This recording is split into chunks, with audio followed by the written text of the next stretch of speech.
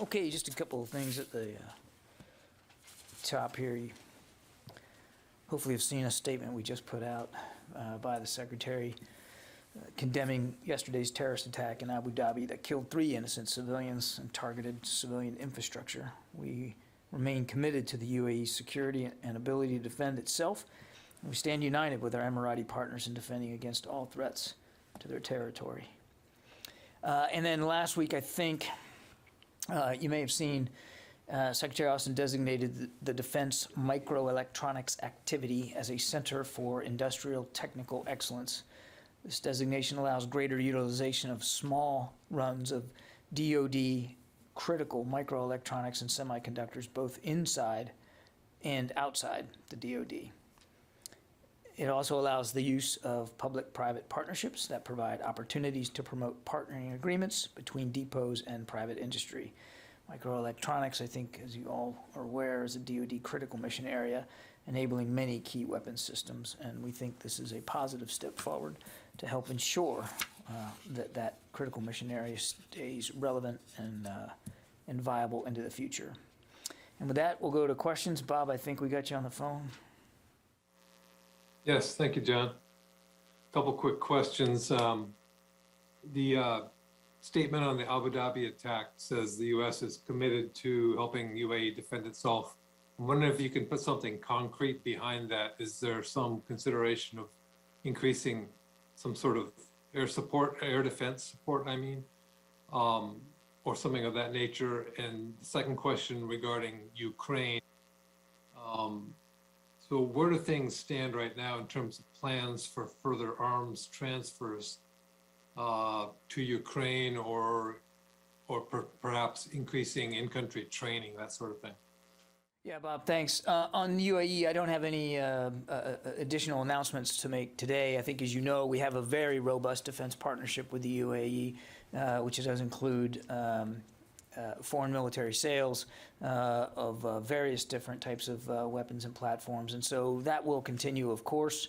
And obviously, we're in constant discussion and dialogue with our Emirati partners about ways we can strengthen that defense partnership, but nothing today. I think today it was really important. The Secretary felt it was important to make clear that that just like elsewhere in the administration, we take these attacks on the Emiratis seriously, and we're going to continue again to look for ways to make that defense partnership and their ability to defend themselves stronger and better. On Ukraine, nothing to announce today either with respect to additional defense articles. As we've said all along, we're going to continue to look for ways to help Ukraine defend itself, and that does include additional security assistance, but again, nothing to say today about that. On trainers, I think, as you know, Bob, the Florida National Guard has members currently deployed to Ukraine in this rotating advise and assist capacity, and they remain at work alongside their Ukrainian counterparts, again, advising and assisting and helping train, and we expect that mission will continue. Now, obviously, as I said last week, we're going to continue to watch the situation on the ground, and if we need to make decisions for force protection purposes, we'll do that. But there are no planned additional rotational troops to Ukraine at this time. No changes to what the Florida National Guard is doing on the ground. Janie. Thank you, John. Do you know the North Korea first time the missile launches? Does the United States have what kind of missile North Korea launches? You're talking about the one on the 16th, 2 days ago? Yes, I think 17th. Okay. In Korea.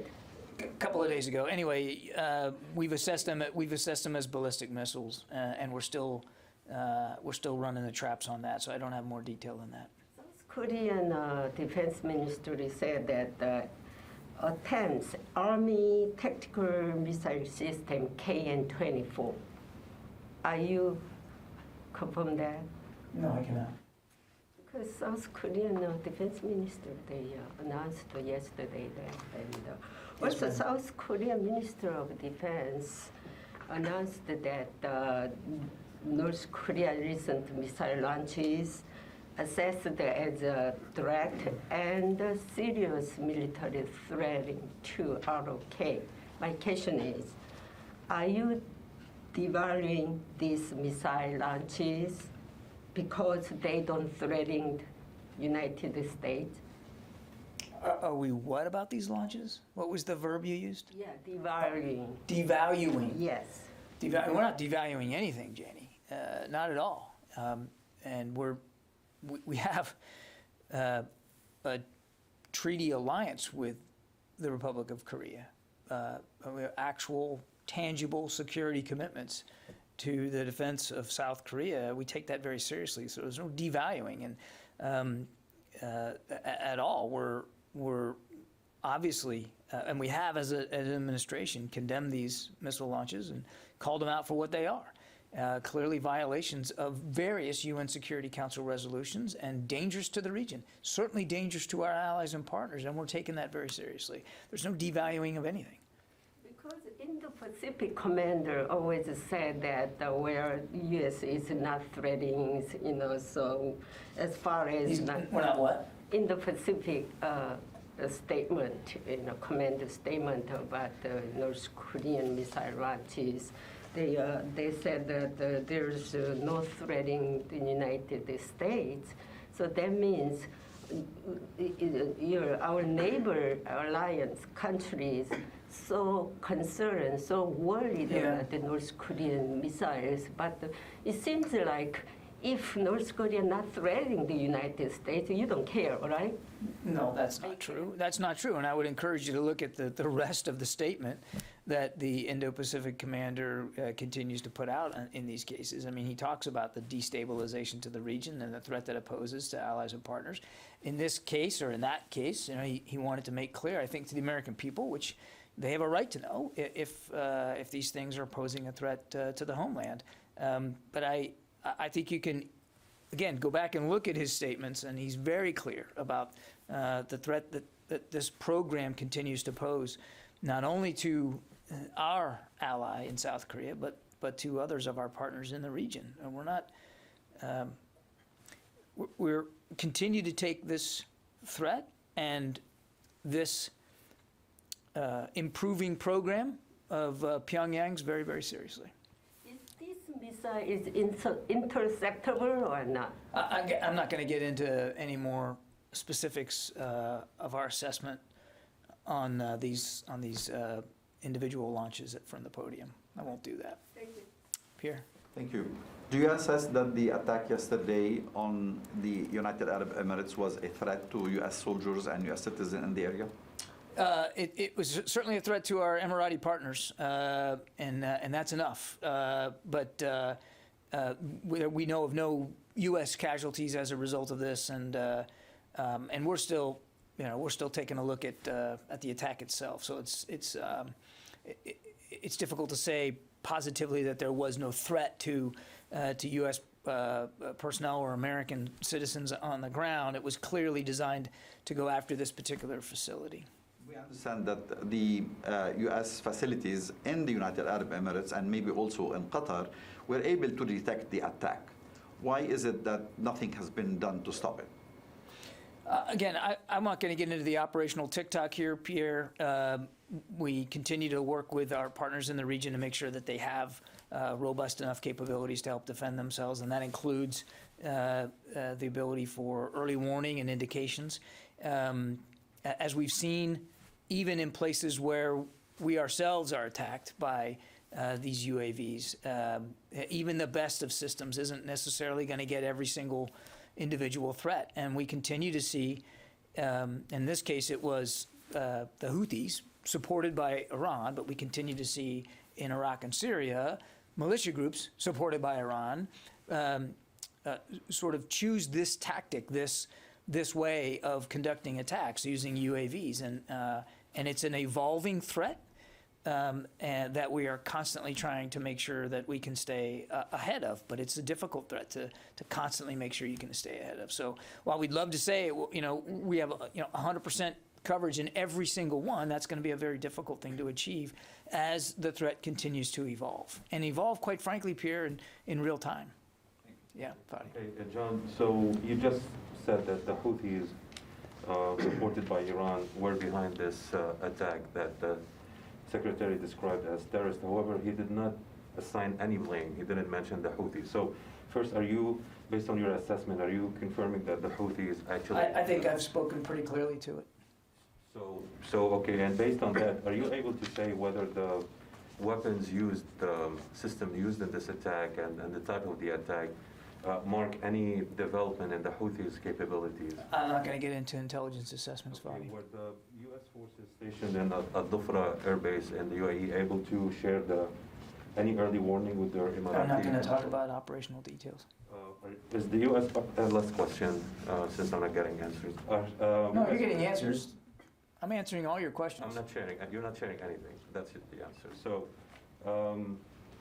are the U.S. forces in the UAE now supporting their Emirati counterparts in any way, shape, or form in dealing with this attack? I know of no requests by the Emiratis for U.S. assistance in terms of investigating and responding. Obviously, as I said, and as the Secretary said, they're close partners, and if they desire U.S. assistance, I mean, clearly we'd be positively disposed to look at that, but I know of no requests for support right now. Let me go to the phones. We've got lots of folks on the phones, and I don't want to ignore that. Carla Babb? Hey, thanks, John. Quick question about some Afghan Army helicopters. There were about a dozen that went to Tajikistan and Uzbekistan on August 15th, and now the Taliban is looking to get them back. And I'm just wondering what the Pentagon thinks about that and where the Pentagon feels that those Army helicopters should go. Thanks. Still working out the disposition of those helicopters, Carla. I don't have an update for you on any decisions about how they will be handled, but I think it's safe to assume that they will not be sent into Afghanistan to be used by the Taliban. But as to what they end up doing and where they end up going and who ends up with them, we're still working our way through that decision-making process.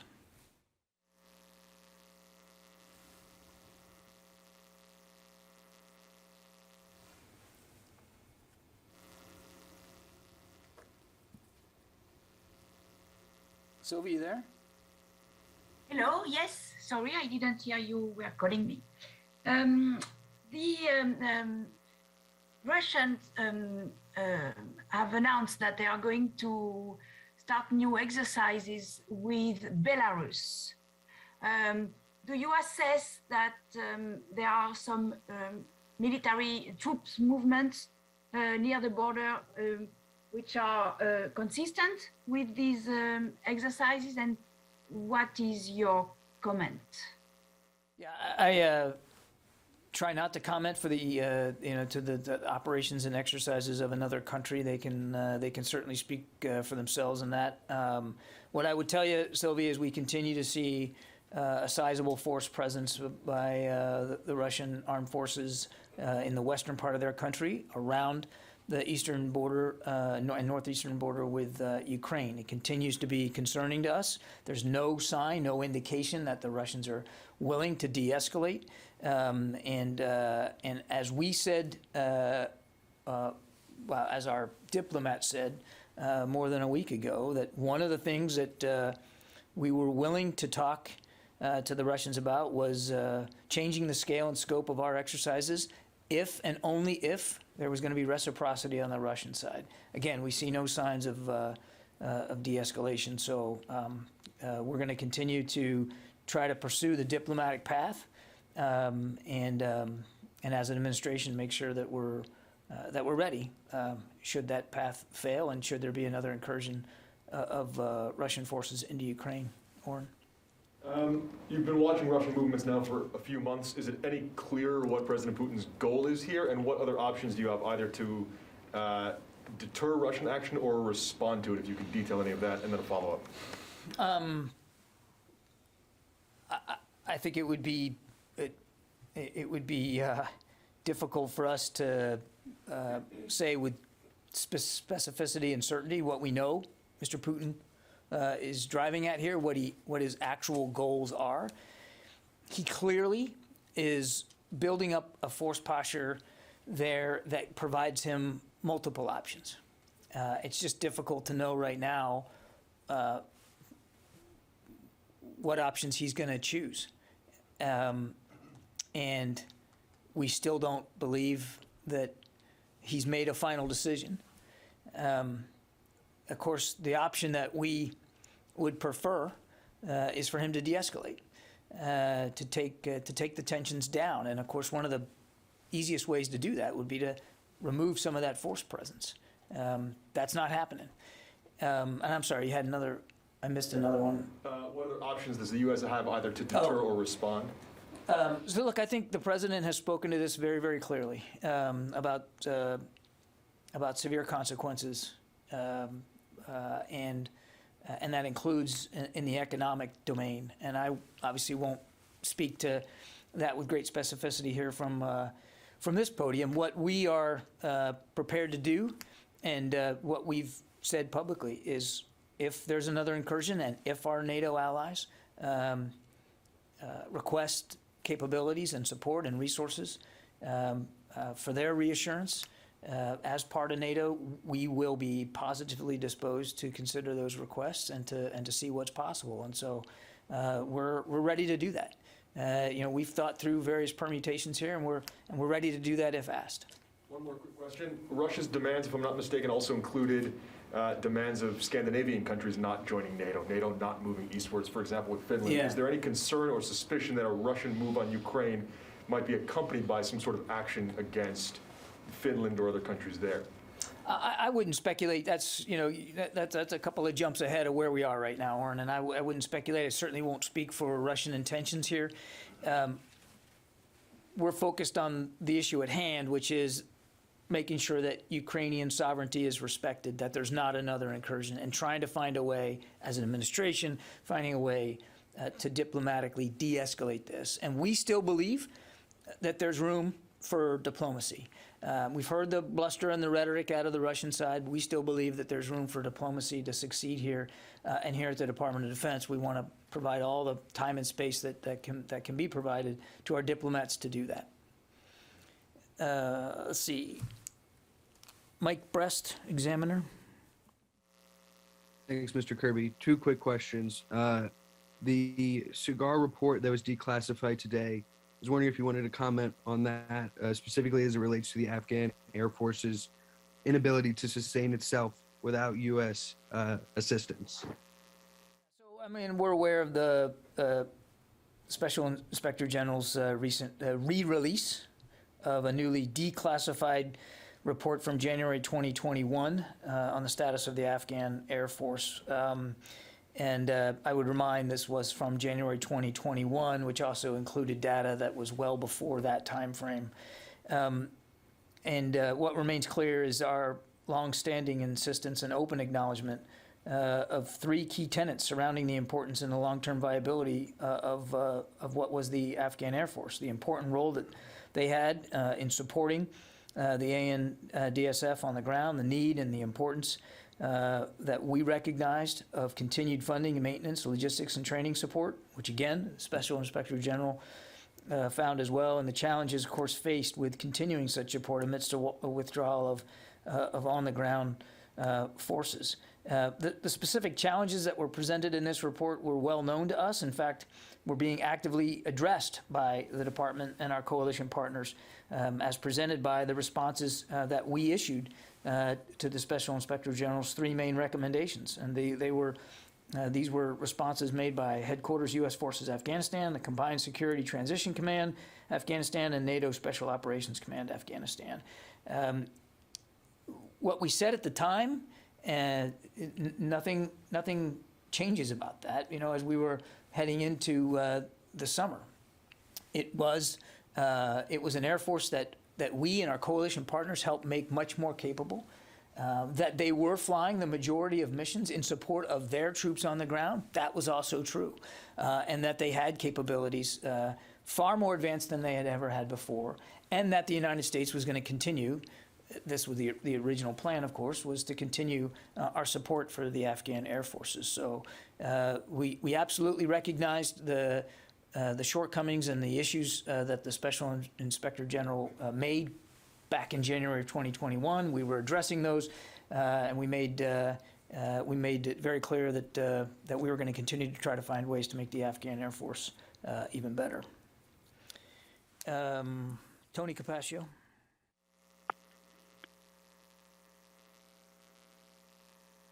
Hey, John, thanks. I had two quick questions.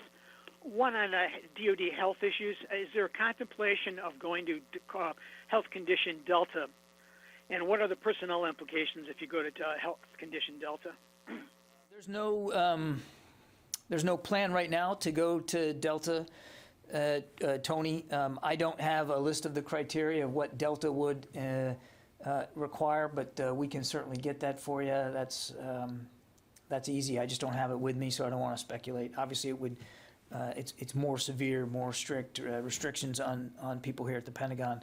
But I'm not aware of any discussion to move from Charlie to Delta at this time. Quick Ukraine question. Last week, a Russian reporter asked Deputy Foreign Minister Sergei Yabkov in an interview that was broadcast on Thursday whether Russia was considering deploying military infrastructure in Venezuela or Cuba. He responded, "I don't want to confirm anything or rule anything out." Question for you. Has DoD or Southcom picked up any indications that Russia intends to move any military hardware to those nations, or that officials of those nations have invited such a move from Russia? Well, I'm not going to speak about intelligence issues here from the podium, Tony, and I'm also not going to respond to Russian bluster about something like that. I would just point you to what Jake Sullivan said last week, and that is that we take our responsibilities to defend this country and our national security interests very, very seriously, and we will continue to do that in whatever case that those interests are going to be threatened by anybody. And I think I'd leave it at that. Tara Kopp. Hi, John. Thanks for doing this. One on COVID. With at Force Protection Charlie, what's the guidance for DoD civilians on attending conferences or official travel? Is that all on hold for right now? And then I have one on Ukraine. It's allowed right now, and again, Charlie applies to the Pentagon reservation, so it's not the entire Department of Defense. But the only travel that's permitted is what's considered critical to national security. So, participation in conferences obviously is put on hold, and that applies to everybody, uniformed and civilian alike. Okay, thank you. And then on Ukraine, in your earlier responses, you noted that change is possible if force protection measures make it necessary. Is it also possible that DoD would be withdrawing U.S. troops from Ukraine, or is it just to augment those and guarantee better force protection in case of an incursion? That we'll do what we need to do to keep our people safe and secure. And I don't want to jump ahead of where events are right now or speculate about possible outcomes. But we will do whatever we need to do to make sure our people are safe and secure. Steve Bynum, military.com. Thank you, John. Hey, with all the issues on Texas's border mission, soldiers aren't getting paid on time, they're running out of water, they're getting in trouble drinking as such like that. Is there any authority for the Pentagon to investigate the state mission, or is there any want to do so or step in any way on that?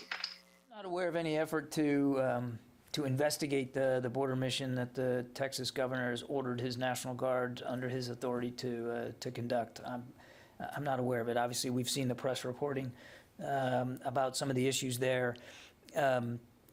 Whether a National Guardsman or woman is in Title 10 or Title 32 status, we obviously are concerned whenever we see reports about behavioral conduct issues that are detrimental to good order and discipline. But I know of no efforts or no design right now to investigate those. I'll go to a couple more, and then I promise, Goyle, I won't forget you, buddy. All right, Heather from USNI. Thank you. I was wondering if there was any update on the DOJ's review of the injunction that was ordered by the federal judge in the case of the Navy's Special Warfare Community and vaccine mandates. Ellen from Synopsis.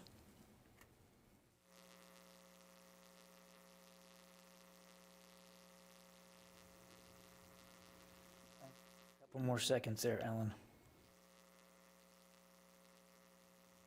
Okay.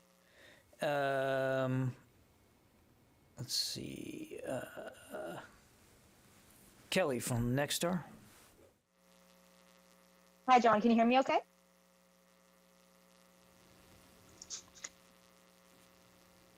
Can you hear us okay? Yep, I got you. All right, great.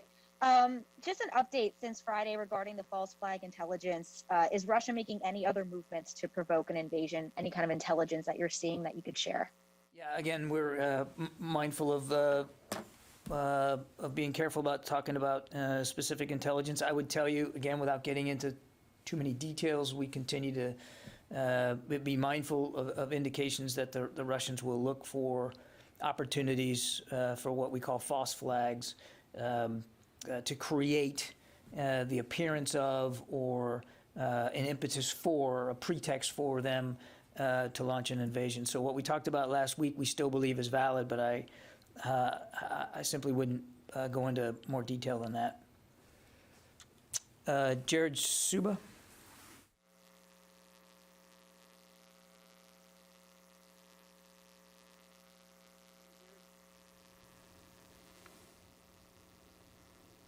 Okay, Jared, we'll come back to you. Go on. Thank you. Two questions, please. One, going back to Texas incident. Pakistan's Prime Minister Imran Khan said that Dr. Siddiqui in Texas federal jail is a political prisoner, and I will do everything in my power to get her out of the country. And he never said that whatever incident took place, British, citizen, of course, background is from Pakistan, but he never said or condemned the issue. My question is, what message you think Secretary have for the terrorists?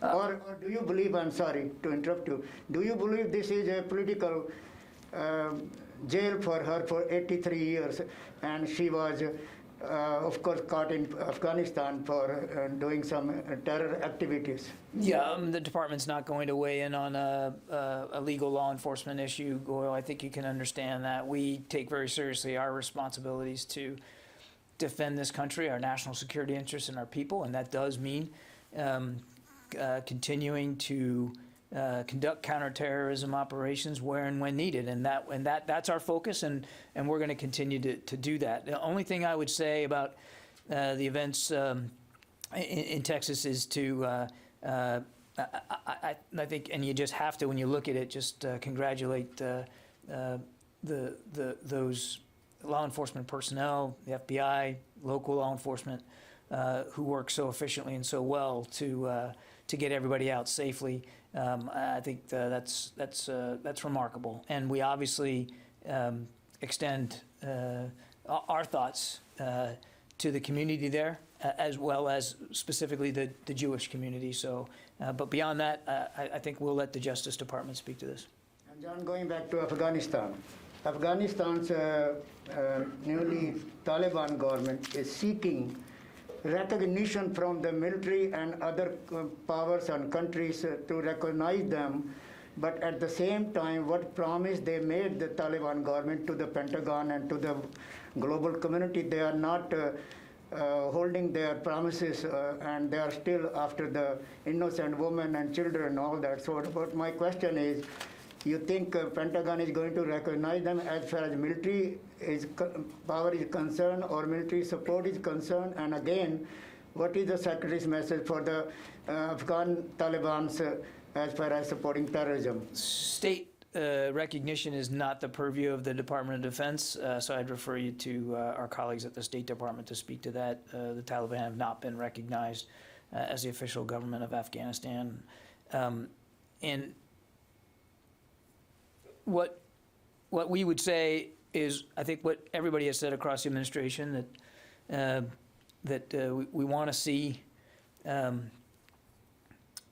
human rights, civil rights. We want to see the promises made by the Taliban actually delivered in terms of how people are going to be treated in Afghanistan. And separate and distinct from that, here at the department, we're going to stay eyes on to what's going on there. And again, back to my earlier point, we have serious, significant counterterrorism responsibilities. And we have over-the-horizon capabilities that we can avail ourselves of. And we're going to continue to make sure that Afghanistan doesn't serve as a safe haven for an attack on the homeland again. Yeah, sir. Good afternoon, sir. Question on the Africa Sahel. As you know, France is scheduled to wind down its Operation Barkhane counter operation in the Sahel the first quarter of this year, and then gradually draw down troops from about currently 5,000 to 2,500 by next year. So last year, September 2021, Secretary Austin, he had a phone call with France's Armed Forces Minister Florence Parly, and he assured her that the Pentagon remains firmly committed to supporting France's counterterrorism mission in the Sahel. So how will France's reducing drastically its amount of troops, cut in half, impact on the U.S.'s support for this counterterrorism operation? Will it increase their support or pull back? I think it's too soon to tell. I mean, and I certainly would refer to the French Ministry of Defense to speak to their operations and how they're going to conduct them.